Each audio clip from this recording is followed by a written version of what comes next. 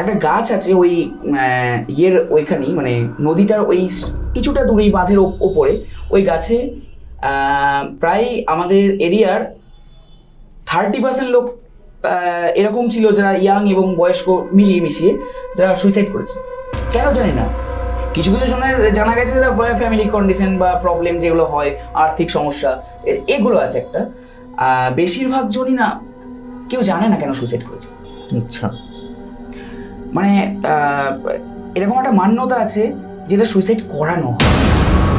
কে করে? এমন একটা ঐশ্বরিক আত্মা আছে বা এমন কিছু আত্মা আছে যারা এটা করায়, এবং ওটা দেখা গেছে। ইনফ্যাক্ট যে দেখা যায়নি এরকম নয়, দেখা গেছে আমাদের, মানে আমি সেটা ফিল করেছি নিজে, আমার দেখা হয়নি, আমার চোখে কোনোদিন পড়েনি, কিন্তু এরকম আমাদের বাড়ির আশেপাশে অনেকে আছে যারা দেখেছে স্বচক্ষে।